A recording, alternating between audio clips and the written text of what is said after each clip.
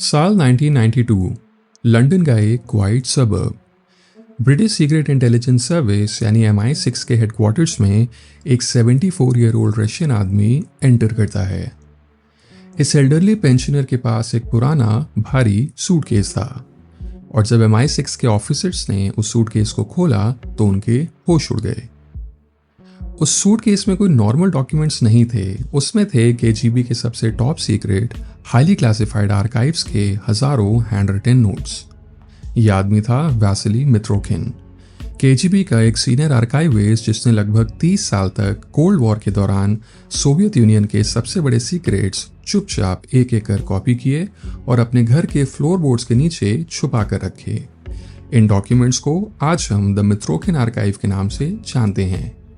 जब ये files public हुई तो दुनिया भर के इंटेलिजेंस नेटवर्क्स में एक भूकंप आ गया, लेकिन इस पूरे आर्काइव का सबसे सेंसेशनल, सबसे कंट्रोवर्शियल चैप्टर यूरोप या अमेरिका का नहीं था। वो चैप्टर था इंडिया का। मित्रोकिन के नोट्स क्लेम करते हैं कि कोल्ड वॉर के दौरान सोवियत इंटेलिजेंस एजेंसी KGB ने इंडिया के पॉलिटिकल सिस्टम, प्रेस, मीडिया और यहाँ तक कि इंटेलिजेंस एजेंसीज के अंदर एक ऐसा डीप रूटेड नेटवर्क बना लिया था जैसा शायद दुनिया के किसी और कंट्री में नहीं था। पर क्या ये क्लेम 100% सच था या फिर ये एक इंटेलिजेंस एजेंसी का एग्जैजरेशन था? आज के इस एपिसोड में हम इसी राज के पीछे की असली स्टोरी को स्टेप बाय स्टेप डिकोड करेंगे। इस कहानी को समझने के लिए हमें पीछे जाना होगा 1950s और 60s के एरा में। कोल्ड वॉर अपने पीक पर था। एक तरफ था कैपिटलिस्ट अमेरिका और दूसरी तरफ सोवियत यूनियन।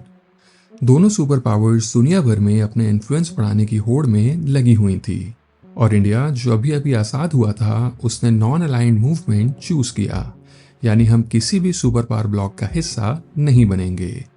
लेकिन जियोपॉलिटिकल रियलिटी कुछ और ही कह रही थी। KGB के लिए इंडिया एक स्ट्रेटेजिक गोल्ड माइन था। अगर इंडिया पर उनका इन्फ्लुएंस हो जाता तो वो पूरे साउथ एशिया को डोमिनेट कर सकते थे। और मित्रोकिन आर्काइव्स के मुताबिक इन्हीं बातों के चलते KGB ने इंडिया में अपने ऑपरेशंस को एग्जीक्यूशन मोड में डाल दिया। KGB के इंटरनल रिकॉर्ड्स कहते हैं कि 1970s तक इंडिया KGB का सबसे बड़ा ऑपरेशन बेस बन चुका था आउटसाइड द सोवियत ब्लॉक और उन्होंने इस प्रोजेक्ट को कोड नाम दिया था ऑपरेशन सनस्टॉर्म। लेकिन सवाल ये उठता है, एक डेमोक्रेटिक कंट्री के अंदर बिना किसी को पता चले इतना बड़ा नेटवर्क कैसे खड़ा किया गया? इस चीज को समझने के लिए आइए मित्रोकिन आर्काइव के पहले मेजर रिवील पर ध्यान देते हैं। KGB ने इंडिया में एंट्री कैसे मारी? उनका प्राइमरी वेपन कोई गन्स या वायलेंट डिटेक्टिव्स नहीं थे। उनका सबसे बड़ा वेपन था कैश और इंफॉर्मेशन।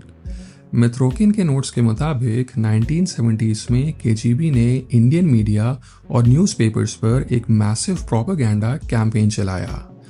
डॉक्यूमेंट क्लेम्स कहते हैं कि KGB ने लगभग 10 से ज़्यादा लीडिंग इंडियन न्यूज़पेपर्स और न्यूज़ एजेंसीज के जर्नलिस्ट को पे ऑफ किया था। टारगेट क्या था? प्रो सोवियत और एंटी अमेरिकन नैरेटिव्स को पुश करना। मुझे हमेशा लगता था कि कोल्ड वॉर स्पाई गेम सिर्फ सीक्रेट कोड्स और मिडनाइट ड्रॉप्स के बारे में होते हैं, लेकिन जब आप इन डॉक्यूमेंट्स को ध्यान से देखते हैं तब समझ आता है कि सबसे बड़ा गेम तो पब्लिक ओपिनियन को कंट्रोल करने का था। आर्काइव कहता है कि KGB हर साल हजारों आर्टिकल्स इंडियन प्रेस में प्लांट करवाता था। कुछ रिपोर्ट्स तो यहाँ तक क्लेम करती हैं कि इंडिया में KGB के इतने कॉन्टैक्ट्स थे कि उन्हें KGB कैश बॉक्स कहा जाता था।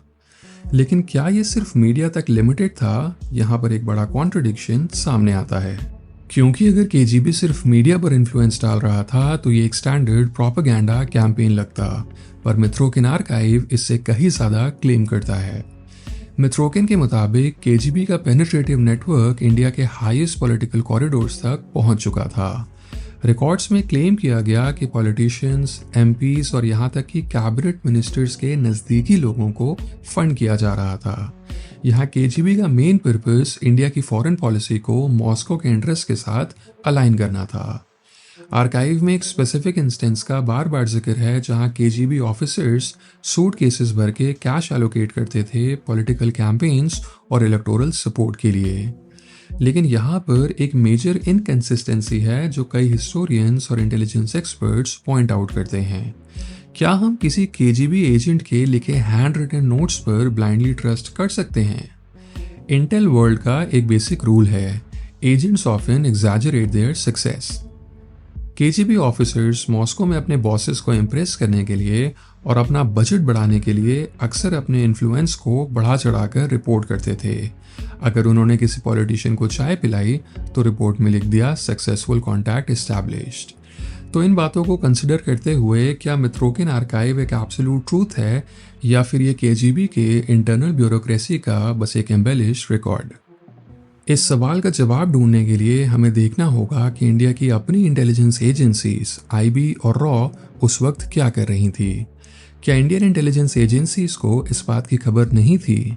सच इससे कहीं ज़्यादा कॉम्प्लिकेटेड है। सीआईए और केजीबी दोनों ही इंडिया में एक्टिव थे। 1970s के दौरान रॉ और आईबी को अच्छे से पता था कि फॉरेन एजेंसीज न्यू दिल्ली में एक्टिव हैं। इंडियन इंटेलिजेंस एजेंसी का स्टांस बैलेंस न्यूट्रलिटी बना के रखने का था। जब सीआईए ज़्यादा क्रॉस करता तो उसे काउंटर किया जाता और जब केजीबी लिमिट्स पुश करता तो उस पर नज़र रखी जाती। मित्रोकिन आर्काइव के रेवोल्यूशंस के मुताबिक केजीबी ने रॉ और आईबी के कुछ लोअर लेवल ऑफिशियल्स के अंदर भी इन्फिल्ट्रेशन की कोशिश की थी, लेकिन जब 2005 में ये बुक पब्लिश हुई तो इंडियन गवर्नमेंट और पुराने इंटेलिजेंस चीफ्स ने इस क्लेम को ऑफिशियल लेवल पर डिसमिस कर दिया। उनका कहना था कि ये डॉक्यूमेंट्स वेस्टर्न इंटेलिजेंस एजेंसीज का क्यूरेटेड पॉलिटिकल प्रोपेगेंडा भी हो सकते हैं। आज 21वीं सेंचुरी में जब हम cyber warfare, AI driven disinformation और डिजिटल एस्पियोनाज के एरा में हैं, तो केजीबी का ये 1970s का प्लेबुक सरप्राइजिंगली फेमिलियर लगता है। आज हम इसे इंफॉर्मेशन वॉरफेयर कहते हैं। सोवियत यूनियन भले ही कोलैप्स हो गया हो, लेकिन वही टेक्निक्स आज भी social media bot farms, deep fakes और एल्गोरिथमिक मैनिपुलेशन के जरिए यूज हो रही हैं। मित्रोकिन आर्काइव हमें ये सिखाता है कि किसी देश पर कब्जा करने के लिए बॉर्डर्स पर अटैक करना ज़रूरी नहीं होता। अगर आप किसी नेशन के इंफॉर्मेशन इकोसिस्टम और डिसीजन मेकिंग प्रोसेस को करप्ट कर दें तो काम वैसा ही हो जाता है। तो finally the KGB India operations और मित्रोकिन आर्काइव का सच क्या है? क्या इंडिया कोल्ड वॉर में केजीबी का एक पपेट बन चुका था, जैसा कि मित्रोकिन के डॉक्यूमेंट्स पोर्ट्रे करते हैं, या फिर इंडिया ने क्लेवरली दोनों सुपर पावर्स को यूज़ किया अपने नेशनल इंटरेस्ट के लिए?